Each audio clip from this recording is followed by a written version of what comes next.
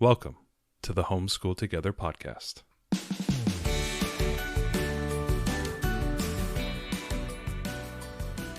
Where one working mom and a stay-at-home dad help you navigate the nuts and bolts of the growing and dynamic world of homeschooling. With a focus on early learners, like me. All the ins and outs of building and maintaining your homeschool life. Homeschool. Find out tips and tricks to make things like this easier. I'm reading. And ultimately, enjoy educating your kids. And what's that last thing? Have fun together. Did I do good, Daddy? Yeah, you did, sweetie. Good job.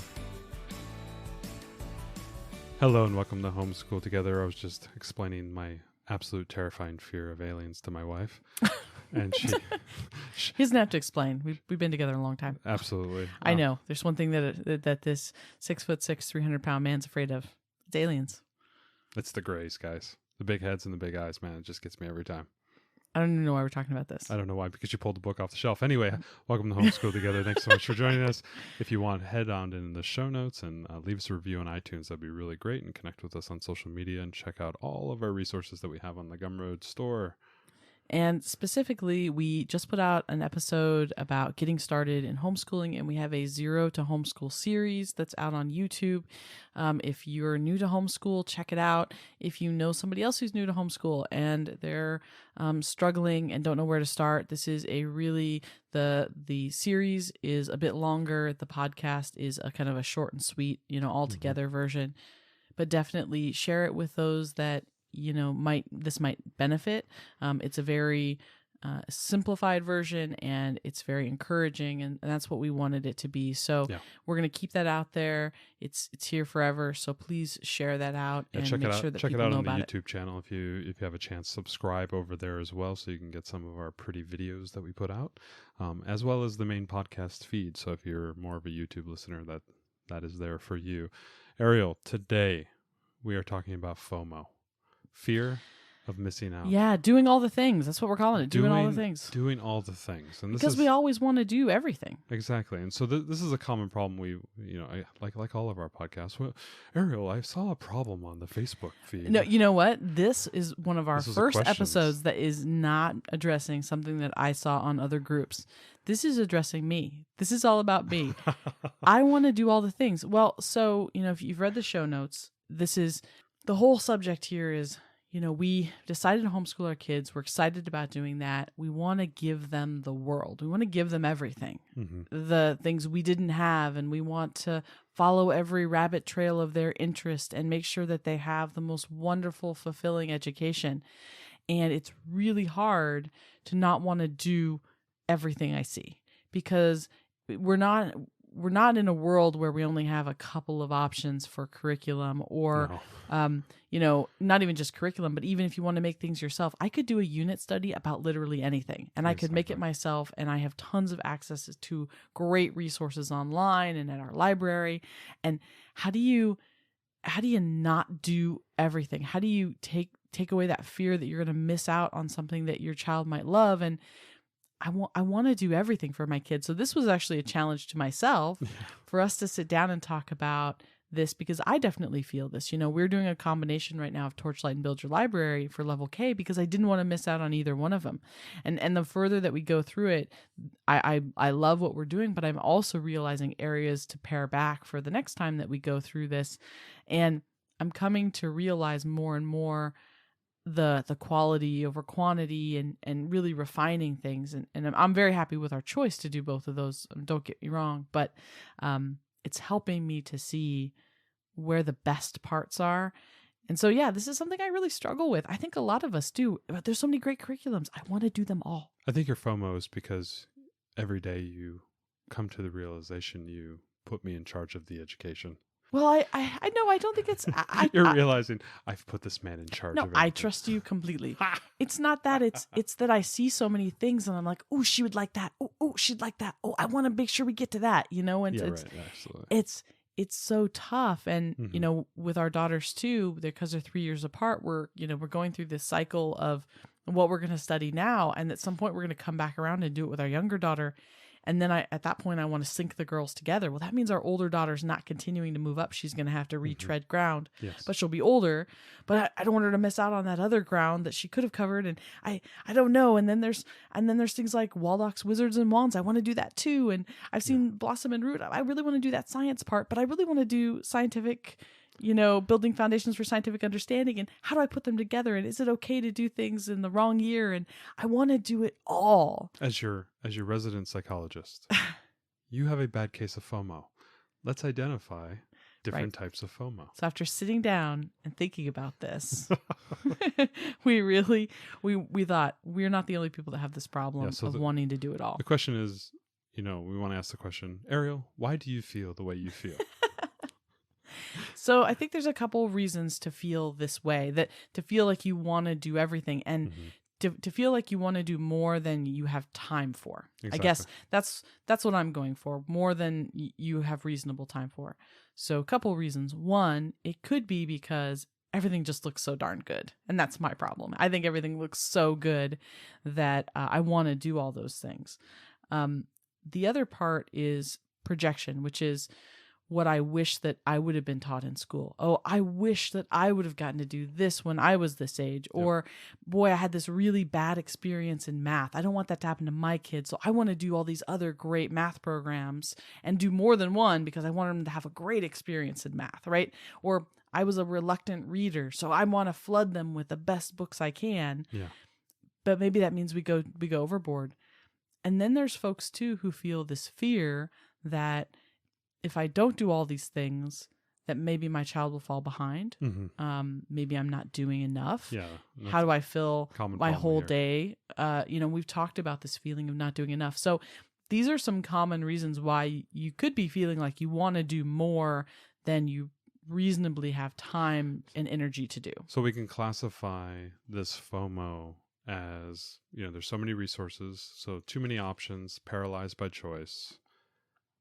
I'm projecting some fear of maybe my childhood or my expectations onto the homeschool, or a gap that a wish of myself, right? Sometimes I look at something and think I want to learn this, and as we know, as homeschoolers, the family is learning whatever the kid's learning. So sometimes I look at something like, I want to do space. Well, I'm sure she wants to do space because I want to do space.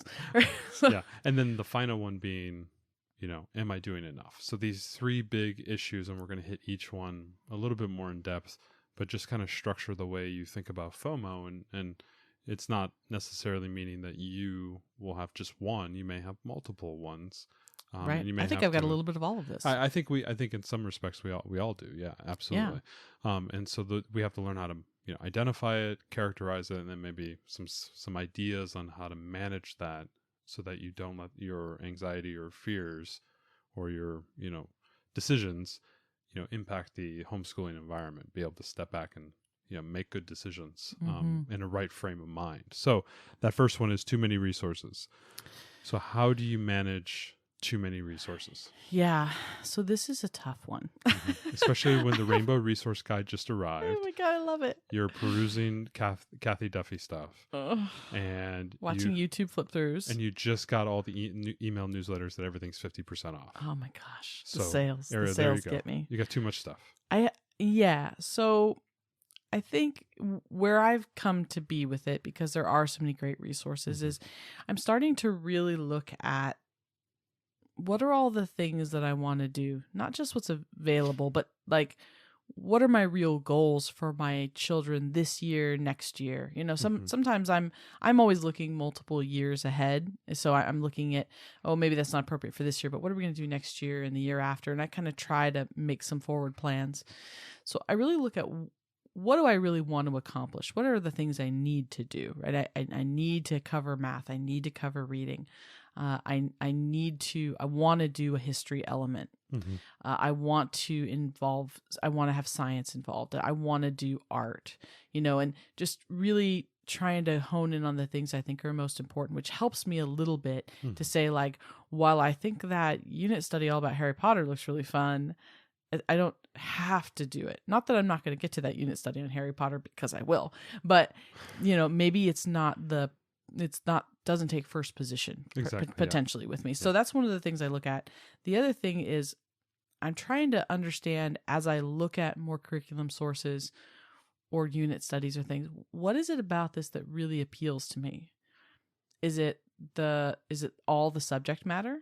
Yeah. In which case I could decide to maybe, take some out if there was too much. I could pare it down, or I could lengthen. I could, I have options if it's just subject matter.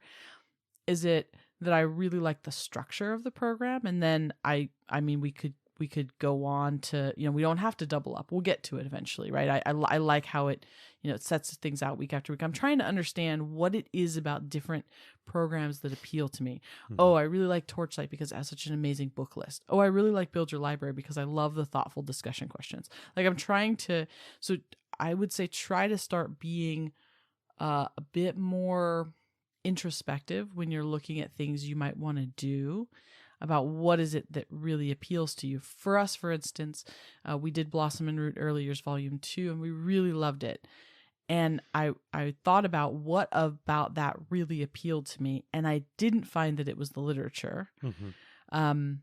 I didn't find I did find that the art was good. I liked the art and the music. The music, yeah. But the thing that appealed to me more than anything was the nature. Mm-hmm. And so for this year, instead of doing Blossom and Root Kinder, I've just grabbed the nature module. And I'm just going to do that because that's the part that really appealed to me about that program. Mm-hmm. We are doing our full combination of Torchlight and Build Your Library this year, but next year I think I'm going to use Build Your Library as my spine, and I'm going to pull in just some good extra books from Torchlight, because that's what I really like about that program is the really great books I wouldn't have heard of that I think look amazing that I'd like to read with her. So start to try to find out what things really are appealing to you, so you can decide, do you need the whole thing or do you just want to take a portion of it if you're overscheduled? I mean, if you're not overscheduled, then, by all means. But if you're looking at having too many things to do and not enough hours to do them in, we don't, first of all, we don't want to burn out ourselves or our kids, because then homeschooling is not fun for anybody. Mm-hmm. So, but I think that by trying to identify what you like most about things, you could try to maybe pull the pieces that will be the most meaningful to you without having to do the whole program. Well, and that's balanced and juxtaposed against what the learner's interested in. So you have things that you're interested in as a teacher, as an educator, as a parent, on the things you think are most important to your child at this time of their development, and then that is balanced against what your student likes. So how do you marry those two things together? Yeah, I think that's really difficult. There are things that I think are really interesting, and I can pretty much talk my daughter into finding anything interesting. She's pretty amenable. She is pretty amenable, but I know when I'm purposely working to talk her into something and when she's genuinely jazzed about doing something. Our daughter has been into Egypt for quite a while. And so I know when I'm planning next year and planning to study ancient civilizations, if I go through Egypt as fast as I go through other areas, I can't do that. As much as I want to keep moving on because I want to cover more ground and do more, I know that if I don't spend a month on Egypt, my kid is going to be so disappointed. Yeah, right. Because that's something she's so into. So, yeah, I think when you're trying to look at what you're going to do, whether you're putting together your own unit studies or you're going to game school or whatever, assess what you think your kids might like to pare things down a little bit. And then once you have something there that you think you might want to do, or maybe you can't decide between two programs, that's when you bring them in, even at kinder age, and just talk it through with them. They're great little sounding boards, and you can sometimes be really surprised. I've been surprised before about what our daughter was most interested in when I maybe didn't expect her to be very interested. Yeah, that's a good point. I like the idea of bringing them in, but also, like, I think what you were saying before, how you can prune and truncate, just take this tranche of this, whatever this thing is, a unit study or a curriculum, and just say, I'm really just interested in this element of it. And then how does that fit into your weekly flow? How does that fit into your lesson plans that you're doing? The scope and sequence of your education over the course of the year. You may utilize different times of the year to do different things. Like if you're say, okay, in the summer, we're going to be doing some more playful unit study stuff. So that can then scratch that itch that you may have. Right. And then, okay, I'm going to do my main curriculums during the normal, quote unquote school year. And then in the summers, we'll do a little bit more fun and entertaining stuff that, I'll be able to, buy 3 or 4 of these little fun things that are really interesting to me and that I can then show to you. The choice is a big problem. I know it's a huge problem. The more great resources we get, the harder this becomes. Yeah, there's a whole wing of anxiety where there's a fear of making a choice, that amongst all these various options, it becomes so arduous to make a choice because there's the fear that I'll make the wrong choice, or the fear that I can't make a choice. There's just too many options. And collapsing those number of options can help you make better decisions. So I always like the Pareto distribution for choosing, what to work on next. We did this a lot in our corporate life, where we would survey our customers and say, what are the features that you're most interested in? And they would say, okay, well, we want this, this, and this. So then we would put a distribution of all those things, and we say, okay, we're going to focus on what got the most votes. What got the top 3 most votes. And you would realize that if you do the distribution, you would find that, okay, out of the 20 different items that were recommended, 3 or 4 of those items are the most important. And you may be able to find some way of pruning down the various options based on your interest, based on your learner's interest. And these may be ways to limit those choices and those options so that you feel you can make a good choice. So, okay, I'm going to choose between this unit study and this unit study. I might buy both of them in case, we started this unit study and they didn't really like it. Then I can pull in another one, right? That type of thing. You can always have something on deck waiting for you when you want to. Right. We can't be afraid. Yeah, we can't be afraid to pivot and be flexible. I try to think about things about how can this fill a gap that I have, right? Yeah.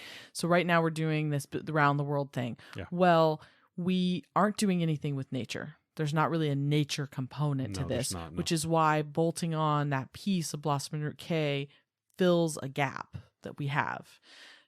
Similarly, there's not a very strong science component with this. There's there's a science experiment with Torchlight each week, but it's not connected to anything. There's no through line of learning that goes on there. It's just kind of random. Hey, look, this is a cool science thing. And, just do an experiment.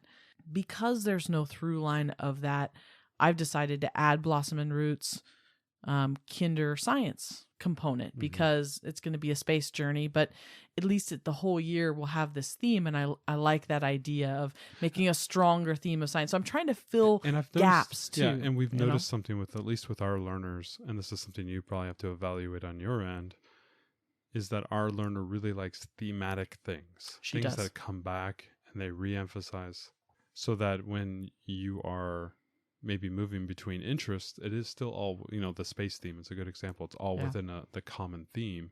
And we can keep reiterating and reinforcing the same ideas that say, okay, this is another planet. This is another planet. This is another planet. And she starts to, grok it after 4 or 5 cycles. And we've noticed that is a way that she learns. She likes the looping. She likes that kind of, the looping type of schedules. The spiral-based learning.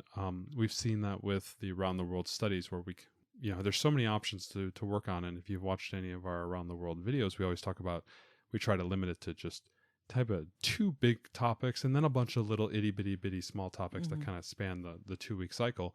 But we really focus on 2 big things. Like, for example, if it was Brazil, it'd be Carnival and then the rainforest, right? And those are the things that everything we read, we reference back to those big, those 2 big topics. And so narrowing down on thematic of learning has been a big way for us to, to be able to make that type of focus. Yeah.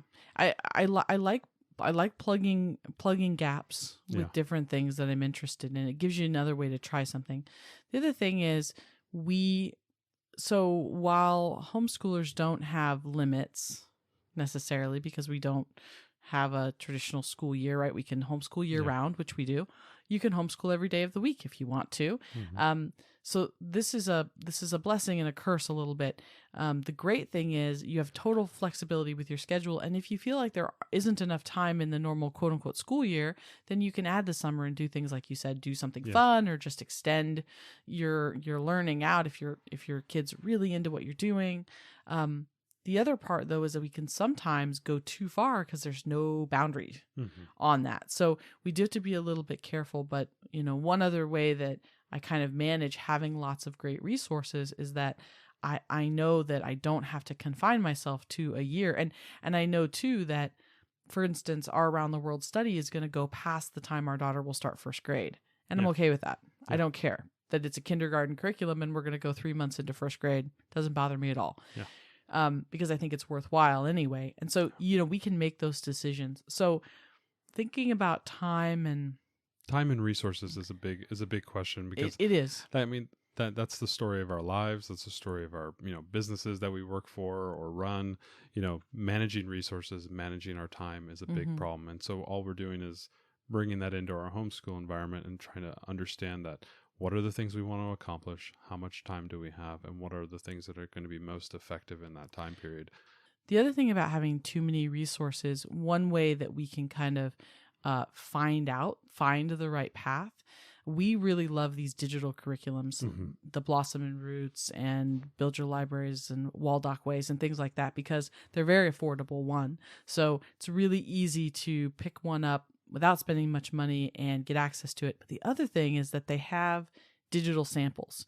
So all these curriculums usually have maybe the first week as a full digital sample. If you're thinking that you might be in love with this new curriculum, I encourage you to check a week out and do it with your learner like it was a unit study, and just see how they respond to it. If they have a whole lot of fun with it, you could even say, you could have a week during the summer, a month during the summer, where you do a week each of different curriculums from their samples and see which one resonates with your child best to decide what you're going to do this fall, maybe.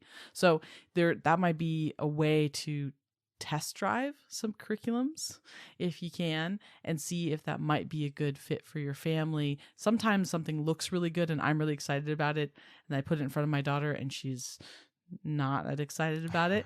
And I would love to do that before I've spent the money to see if, this is probably not going to work for her. So just another idea on too many resources. So we have too many resources, big issue. A lot of people run into this time, this, resources, prioritization, big problem. Another issue that we talked about is the projection. So projecting issues, projecting fears, projecting desires and wants onto our homeschool space can create that sense of missing out, that sense of urgency, maybe an undue sense of urgency, an undue sense of like, I have to do it right now, or it's, the end of the world. How can people manage that little bit of projection? How can they, understand and manage their own emotions so that it doesn't impact their homeschool environment? I think that one of the keys, if you think that projection is part of this, is to really identify where that's coming from. Is it that you really wanted to learn this thing when you were a kid, right? I would have killed to be able to learn all about XYZ. Because if that's the case, then you can really talk with your child about maybe they're not dying to learn that subject. And then that solves that, right? So that could be easy. It could be like, let's say that you were a very reluctant reader, or you struggled terribly in math. And so you're very sensitive to those choices that you might make for your child. And you might try to go overboard. I think that's a good spot to do some assessment with your kiddo and see if your child is on track, or if you're making progress. Maybe they're not on grade level yet, but they're making steady progress, and you can really, assess them now, and then in 6 months, assess again. However you want to do that. There's plenty of online assessment tools you can use. You can even, for most of the popular curriculums, they have an assessment you can take before you start the next level. So you could even look at that. But some way to measure and say, like, okay, maybe I struggled in math and I had a problem. And so I'm really projecting all of that anxiety I felt onto my kids. So I want them to do 2 math programs, and I want them to do math games and all this other stuff, because I don't want them to have this problem. But maybe if you step back and really look at your learner and do some assessment, you'll see that they're not struggling in math, and maybe you don't have to worry. So I think all these projection things, you really have to identify what is it in you. One of the reasons we homeschool is because I was terribly bullied when I was in school. And I don't want that to happen to our daughters, of course. But I realize in my own projection of that I'm more cautious about social relationships for them and them going to this parent partnership now. And I had to really come to terms with the fact that I've got to let that go. We've made a good choice for them. And of course, we're not going to let them be bullied. But they do need the chance to form their own social relationships and maybe deal with some situations that might be difficult. But I have to recognize that about myself. Yeah. This one's all about getting in touch with you and coming up with where your projection stuff is coming from so that you can really adjust. Maybe it's not even something that happened to you. Maybe it's just, this is what I think homeschooling is. This is what the ideal is. This is what I've seen on blogs, and I watched this YouTube channel and it was amazing. And these people had this amazing homeschool experience, and this is what it should look like. And so I'm projecting that onto my family. That could be it too. Something that I know I suffer from kind of two elements, and they're kind of one and the same. But the first one is I always have a fear that even though I have to always tell myself, she's 5, she's almost 6. What we do. She looks like she's 8, and we forget she's only 5. Yeah, she's got my genetics. So, which is yay. But one of my fears that I always have to remember is that they're young kids. They're going to blossom into who they're going to be, and they're going to make choices and decisions and career decisions that will, a long time from now. But I always feel, and I don't know if this is maybe my upbringing or maybe, my experience in the corporate world or whatnot. I always am afraid that, well, if they're going to be an engineer, they need to start to learn these things now. Right. And I always have this fear that if I don't do the right steps now, that I won't enable them for the thing that they want, in the future. And we all want our kids to be successful. We all want them to be happy and fulfilled in their lives. And that's obviously something that, regardless if you're homeschooling or not, that's what you desire for your children.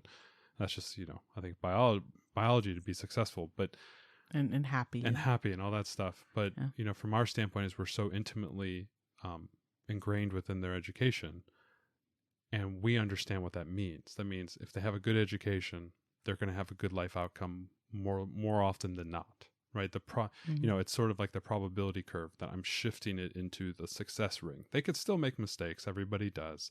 And you could still have, bad outcomes. That's not saying that's not foolproof, but we're trying to, ensure success as much as possible. And well, and it's all up to us. It's all up to us, and it's on our shoulders. We can't just say we're sending them to school and it's on a teacher's shoulders. It's up to us. Yeah. And so my fear, is kind of two-pronged in that I don't know what these girls want to do with their lives. I wish I knew, because it would make it a lot easier for me.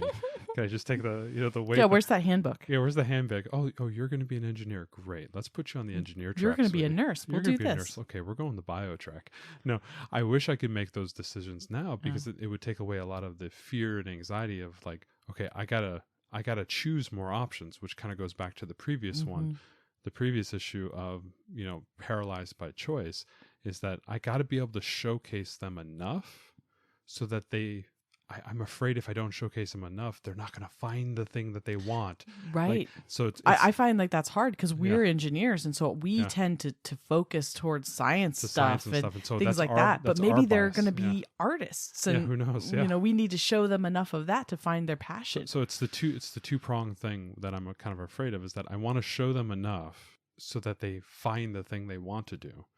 And number 2 is I want them to find that thing so early so I can start working on it right now. Well, and here's what's going to happen. They're going to find that thing when they're 7, and you're going to go all in. And then at 9, they're going to change, do a 180 on you. And I have that bias, and I have that FOMO in me. And I know that's my issues that I'm projecting onto them.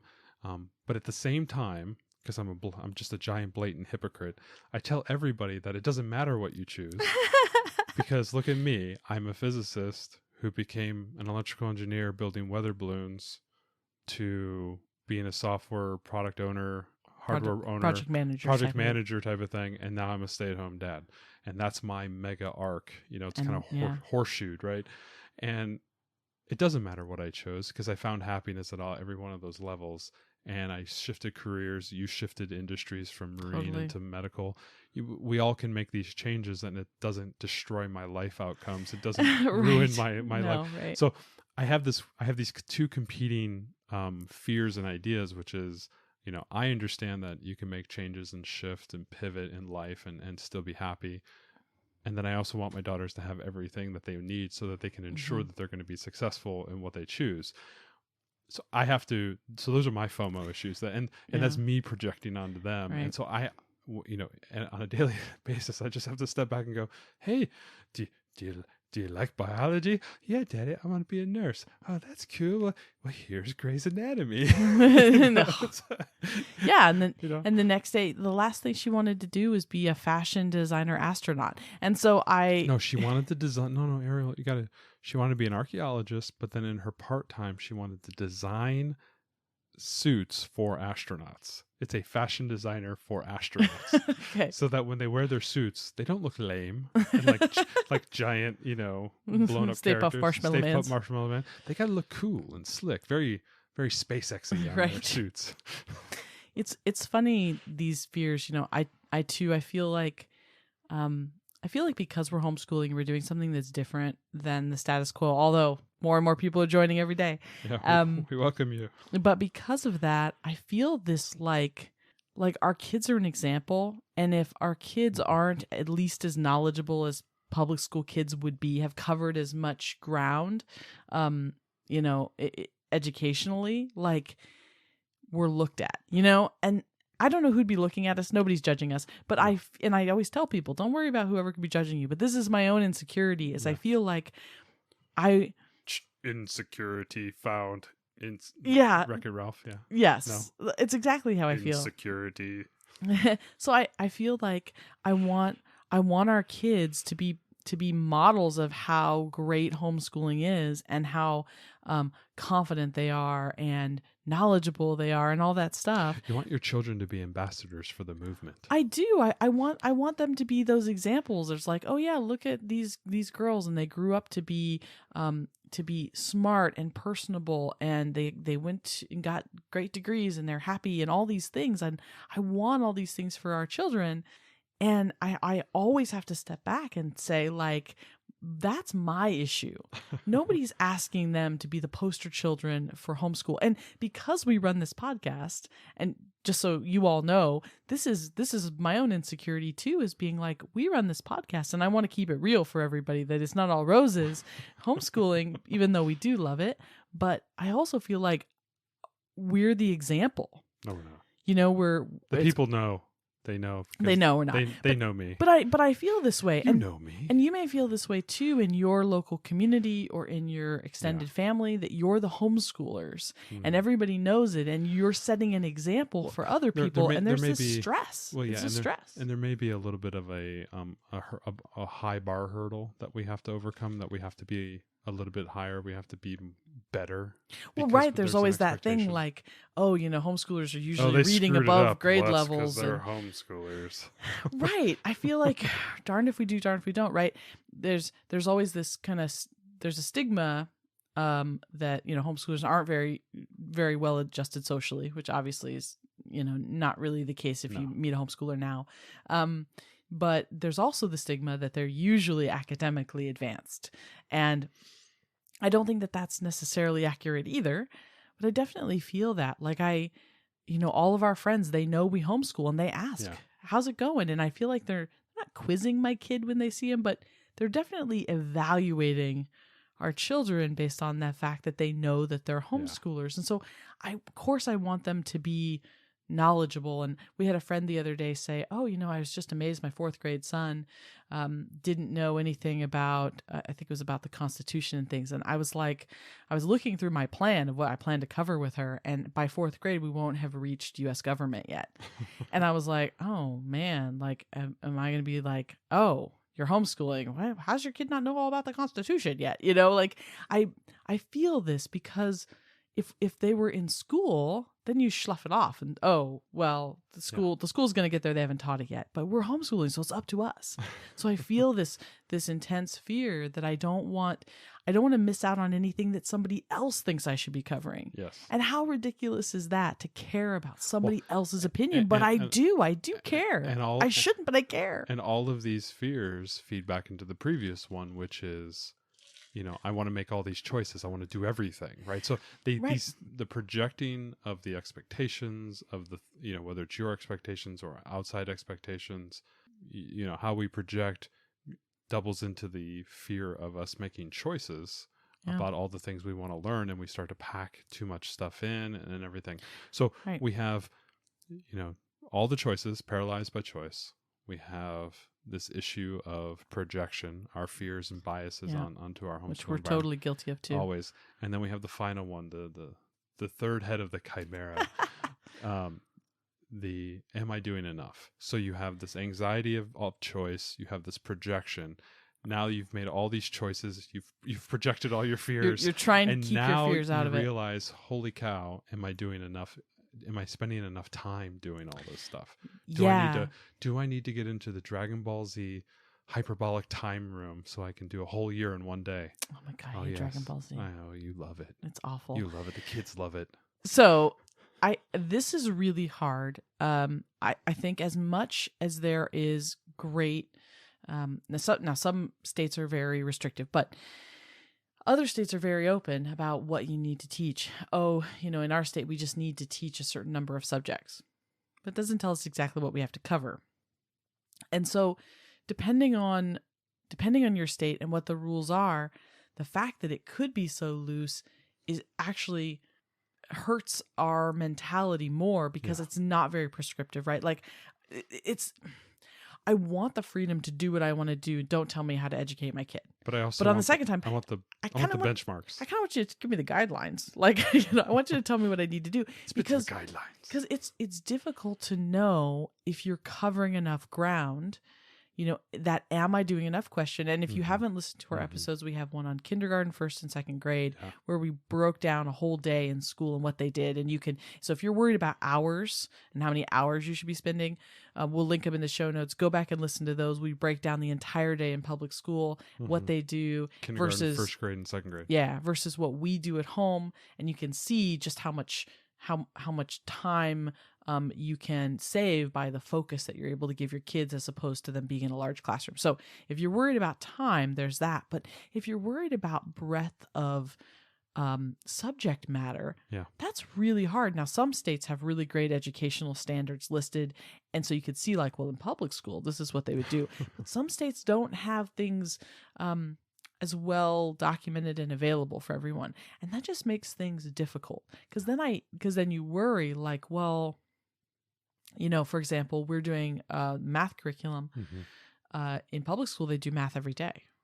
Well, if we have a math curriculum, it's 125 lessons, and we homeschool year round, that means we only have to do like 2.5 lessons a week on average, right? So some weeks we'll do 2 and other weeks we'll do 3, in order for us to finish it in a full year.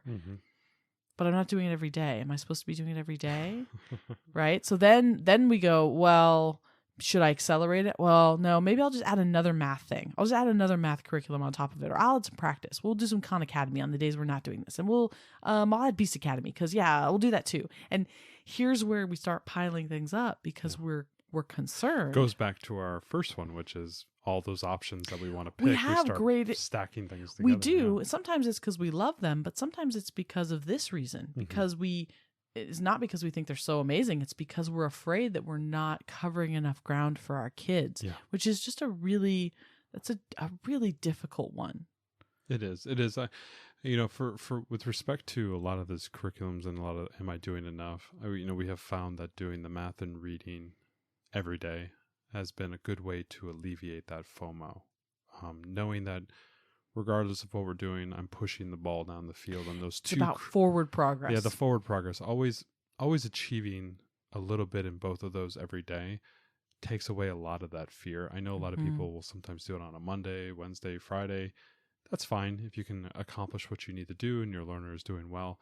I found with these early age, at this 5-6-year-old range, doing it every day really just keeps that skill. Right. And so you've been able to break the lessons apart that you could spread it through the week to touch it every day. Yeah, we talked about this before, taking up these larger lessons that might take, say, 2 days to do and chopping them up into pieces that are really small and then knocking them out over the course of a week or the course of you might do 2 a day. You might do 1 in the morning, 1 in the afternoon. And they're like 10, 15 minutes, a piece. Mm-hmm. And I'm able to complete the work I need to do, but also doing it every single day where we have that repetitive nature of, okay, we're learning about math. We're learning about addition. And you just keep getting that reinforcement, especially with our learner. She likes as we've said a couple times now, she likes that kind of looping schedule. She likes that spiral-based learning. Mm-hmm. It works well for her. So you want to keep coming back to those things. I found that to be very important for reading, not as important for math. I could skip a day of math here and there, but the reading is something I just cannot let my foot off the pedal on that one because it will slack down. I will lose a little. Right. We need to keep reinforcing those concepts. I think with these, if you're making forward progress on reading and math, whether your child's on grade level yet or not, quote unquote grade level, I would say as long as you're making good forward progress, they're not being pushed too hard. Exactly. You're probably okay. You're probably okay. Right? Everything else is gravy on top. Everything because else we know is about... if you go listen to those 2 episodes, we know that those first 3 years, all they're doing is math and reading. They're not doing anything They're else. sprinkling in some science and some history and some art. So for the fact that maybe during the week you're doing this around the world study, they ain't getting that. Yeah, or at all. What if you're covering an ancient civilizations, right? At these ages, for these elementary age kids, it's about exposure. So if you're worried about whether or not you're covering enough ground, as long as you're making forward progress in math and reading, and that's going okay, you're hitting whatever goals you have for your student in those areas, the other stuff is all exposure. Yes. So exposure to art, exposure to science. At this age, it's, when 3 years go by, is our daughter going to remember all the things that she learned this year? No. But she will remember that feeling of the fact that we're globally connected and there's other kids everywhere in the world that live differently than her. And, of geography, of the globe, that there are other people in this world, right? That there's a vast majority of different types of cultures. There's a lot of different types of foods. A lot of different types of geography. She is going to remember the few things that really stick out to her that she really enjoyed. And that's all that we want to do. And even though she'll probably forget 80% of the stuff, she won't remember the books that we read. She won't remember the science experiments for the most part that we did. It's, again, like what you said, it's the exposure. Right. It's that pacing that we do on a daily basis that is expanding her knowledge base, expanding her literacy, her active literacy, being exposed to many different things, getting a wide range of vocabulary so that she can then apply that, larger vocabulary base to her reading. There's a nice correlation there with knowledge and literacy. I've been learning a little bit about the idea of knowledge and how that activates your literacy. So she's getting a huge breadth of knowledge, a huge breadth of experience, and that will translate into awareness of the world and a dynamic mindset that will allow her to learn better going forward. Right. Once we get into history, we're going to start into prehistory, and then we're going to go into ancient civilizations and then medieval, and it's just going to give her a well-rounded appreciation. Yeah. She's not going to remember all the details. Yeah. We're not at this point.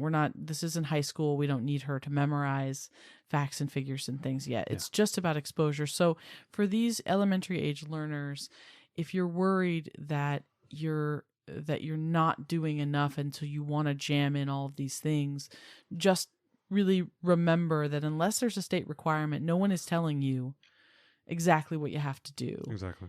You get to set it and set the things that you think will be most worthwhile. Go for quality over quantity, and everything that you look at that you want to add in or you want to do, think about the quality of it and see how much your learner gets out of it. If you're doing so many things, they're not taking any of it in, it's like that's worthless. You could do only a few things and have them deep dive into those and really enjoy them and remember them. And that's worth so much more. Yeah, the issue of shallow versus deep.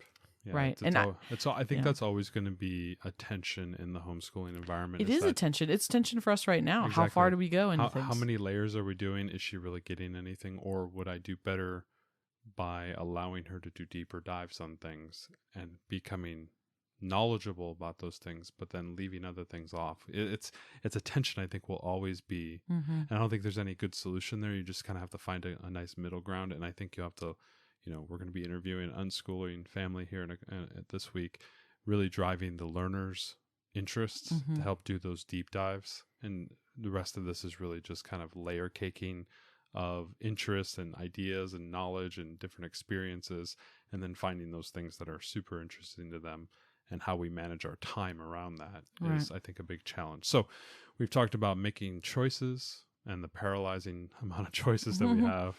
We've talked about our projection and our own biases, and then ultimately how those two juxtapose our fear of, doing enough time, enough work. Those three big ideas, I think, create a lot of the FOMO. There might be another couple minor ideas out there, but I think those are the bulk majority of what creates that fear of missing out that we have in the homeschooling world. Maybe just we'll touch a little bit on maybe ways to alleviate FOMO.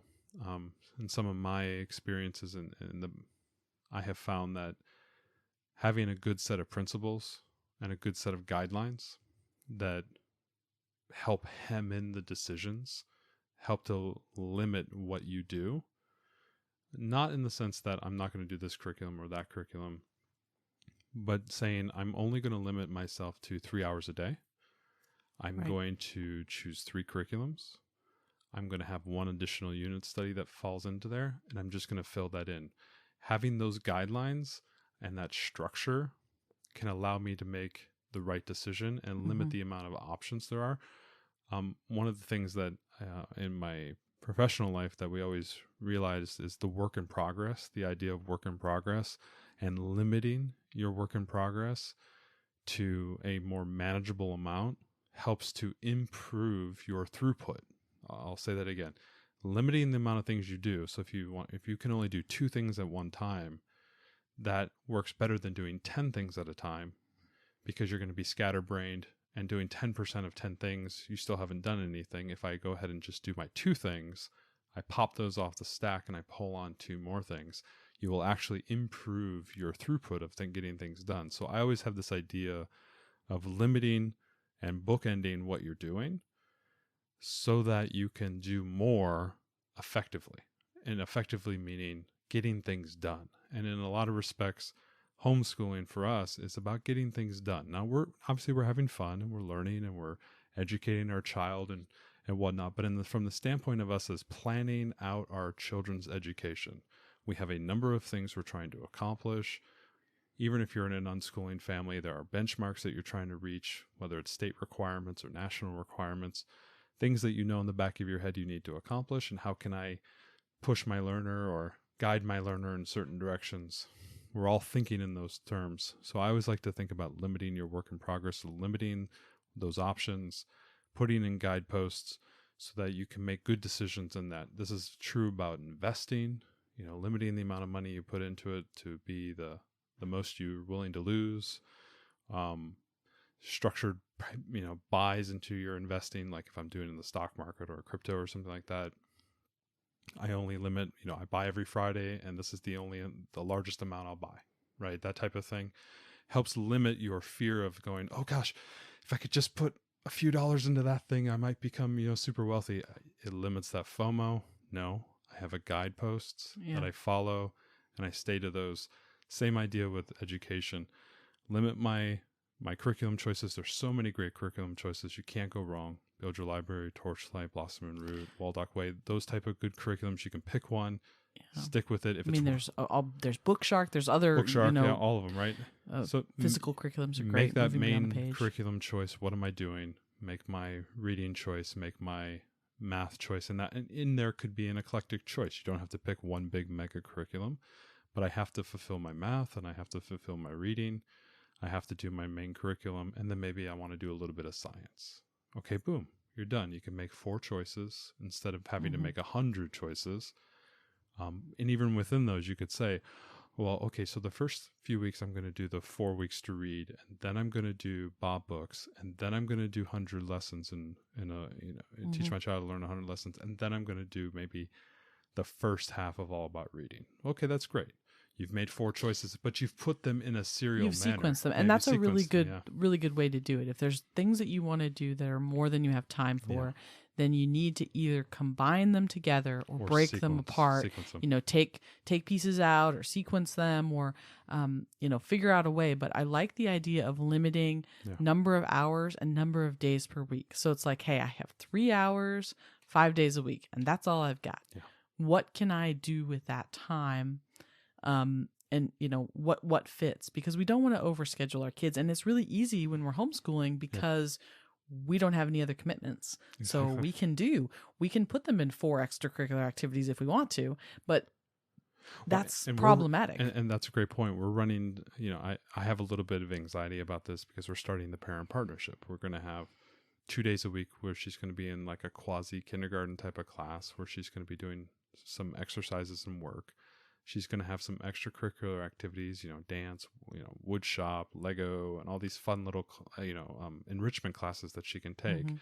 And then we're going to be doing our main homeschool curriculum on top of that, which means I'm going to have to figure out when and where I can do my curriculum without overburdening her, because she's going to be doing a lot of these enrichment classes, and I don't want to do too much. And so now I'm starting to think about, well, how much time do I have? How much can I commit? How do we adjust? Because we've covered the Singapore math. Well, it turns out that her class is going to be using the Singapore math, the same one that we reviewed. Mm-hmm. And so how can I fold that into her curriculum? What materials will she have to come back? Maybe I need to do that here at home with her.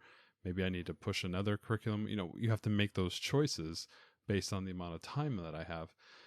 Her sister's going to be going to the preschool. That's going to open up Mondays and Fridays for me. Okay, that I can do this and that, right? It's a lot more complex schedule that we have coming up here than what we've had in the past. Yeah, that's true. And so these are the type of choices that, personally, that we're going to have to be making, and how are we going to handle these type of things with respect to homeschooling. So, but yours might be that you're working remotely. Maybe you're juggling the teaching responsibilities with your spouse. And so, you need to, a great way of alleviating this, fear and wanting to do everything is just by setting boundaries. So, talk with your spouse to come up with what you think is reasonable, and, certainly have an eye for not burning out your kids.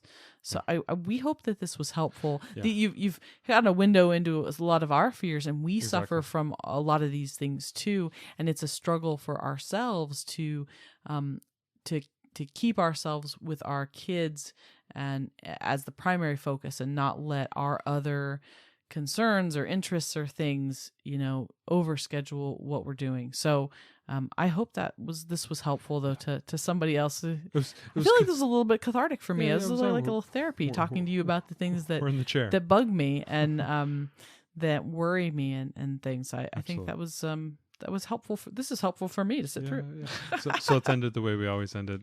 Something that we're into this week. So we have been binging the second season of Bluey. Yes, our very first episode, we talked about our great love of the Australian kids show Bluey, which is streaming on Disney Plus. It's also on Disney Channel, the normal seasons, but then they come on Disney Plus.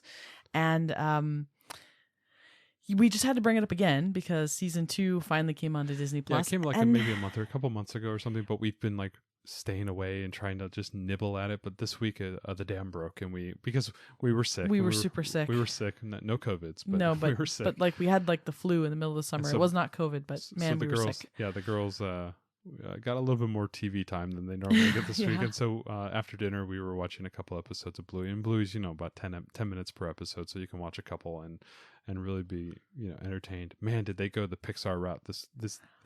There was a couple episodes where I was just 15. Almost in tears. It was the onions were being cut. That were so good. If you haven't watched Bluey, it's about a family of dogs in Australia, blue heelers, and it's really focused on imaginative play. The kids, this 2 girls, and it's all about using their imagination, and there's learning lessons, and it's so smart. It's the smartest Kid show I know. Period. Kid show I've ever seen. We as adults really enjoy watching it. We laugh at it with our kids. It doesn't talk down to kids in any way. Yes, There's no point where I'm like, sometimes things are just so silly in kids shows that you as parents roll your eyes, and I never do that with this. It's genuine, it's heartfelt. The show is amazing. If you have not watched Bluey, you must go and watch this with your kids, because it's one of the best shows I've ever seen for children. Well, it's very good. Most probably people have listened to it. They probably followed, and they know Bluey is good. But the episode that really got me to know that Bluey is something bigger than just a children's show, it was the episode where they were camping, and she was such a good show. She became friends with this, I think, a French Canadian dog. And they were playing, and they couldn't communicate because there was a language barrier, and they kept, inventing these little activities. They found a way to communicate even through, as children, through play, and using play to communicate. And then, throughout this, over the course of them playing, going to sleep and coming back the next day and playing and going to sleep and coming back, eventually the French Canadian dog leaves and goes home, and Bluey's left alone.